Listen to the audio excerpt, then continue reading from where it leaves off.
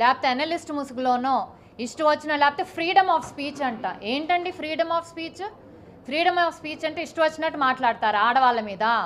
ఇదే మాట మీ ఇంట్లో ఆడవాళ్ళ మీద అంటే మేము ఫ్రీడమ్ ఆఫ్ స్పీచ్ అంటే మీరు ఊరుకుంటారా? ఊరుకోరు కదా. అలాంటిది మూకుమ్మడిగా మహిళల్ని, రాజధాని అంటే అది ఆంధ్రప్రదేశ్ రాజధాని అండి, కేవలం అమరావతికి సంబంధించో గుంటూరు కృష్ణా జిల్లాకు సంబంధించో కాదు, ఆంధ్ర రాష్ట్ర రాజధాని. మీరు క్యాపిటల్ ఆఫ్ ఆ పదం వాడలేను, వేశ్యల రాజధాని అన్నారంటే మీరు రాష్ట్రంలో ఉన్న మహిళలందరినీ అవమానించారు. అది మీరు గుర్తుపెట్టుకోవాలి. పైగా అపాలజీ చెప్పారు. ఏం అపాలజీ చెప్పారండి?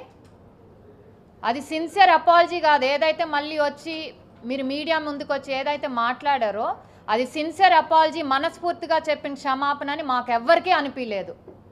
పైగా ఇంకా వెటకారంగా మాకు ఫ్రీడమ్ ఆఫ్ స్పీచ్ ఉంది, దీన్ని వేరే ఛానల్స్ అందరిలో తిప్పి ఇంకా దాన్ని పెద్ద ఇష్యూ చేస్తున్నారు, వాళ్ళకి అమరావతి మీద ప్రేమ లేదా, పైగా క్షమాపణ కూడా చెప్పలేదు. ఆడవాళ్ళకి బాధపడ్డారంటే క్షమాపణ చెప్తాను, కానీ మా యాజమాన్యం బాధపడుతుంది మా వల్ల కాబట్టి వాళ్ళ క్షమాపణ చెప్తున్నా అంటే వాడు ఎంత అహంకారమో చూడండి ఆ ఛానల్ వాళ్ళకి.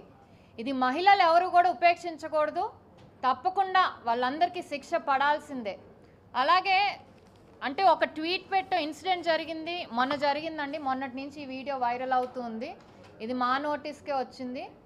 దాన్ని ఆ రోజే మేము సుమోటాగా తీసుకొని 2 రోజుల నుంచి ఆఫీస్ వర్క్ చేస్తూనే ఉంది. దీన్ని ఎలా తీసుకెళ్ళాలి, ఎందుకంటే లూప్ హోల్స్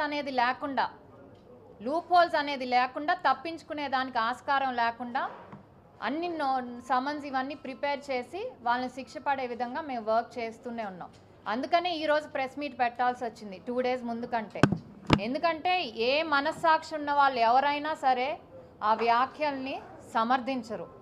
ప్రతి ఒక్కరు కూడా రాష్ట్ర వ్యాప్తంగా, దేశవ్యాప్తంగానే ఎక్కడైనా తెలుగు వాళ్ళు ఉన్నారో అందరూ కూడా నిరసనలు తెలిపారు, ఇర్రెస్పెక్టివ్ ఆఫ్ పార్టీస్. ఇదంతా ఇంకోటి కూడా చూస్తే మన మహిళల ఇష్యూ మెయిన్ హైలైట్ అయింది కాబట్టి కమ్యూనల్ ఇష్యూస్ కూడా తీసుకొచ్చాడు. రాజధాని ఏంటి, అది దేవతల రాజధాని అంటే మేము క్రిస్టియన్ దేవుడు అనుకోవాలా, ముస్లిం దేవుడు అనుకోవాలా? అసలు ఆ ఉద్దేశం ఎందుకండి వాళ్ళకి? దేవుళ్ళు ఎవరైనా ఉండొచ్చు, అందరూ ఒకటే. అమరావతి దేవతల రాజధాని అన్నప్పుడు అందరూ వస్తారు, అంతేగాని దానికి కూడా మీరేదో మళ్ళీ అక్కడ ఒక కులం మధ్య లేకపోతే రిలీజియన్స్ మధ్య మీరు ఇది చేయాలనుకోవటం, తేడాలు తీసుకురావటం చాలా తప్పు.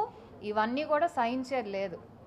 అలాగే మేము ఏదైనా లేకపోతే మన మీడియా అనుకూల మీడియా ఉందో, ఒక ఛానల్ ఉందో, మేము ఏం మాట్లాడినా చెల్లిపోతుంది అనుకుంటే తప్పు. అది ఫ్యాక్ట్స్తో మాట్లాడాలి. మేము ఈ 2 రోజులు వర్క్ చేసి కూడా ఫ్యాక్ట్స్ తీసుకొచ్చాం. ఏదైతే 150 ఇన్స్టిట్యూట్స్ ఉన్నాయి అన్నాడు గుంటూరులో రిజిస్టర్డ్ వర్కింగ్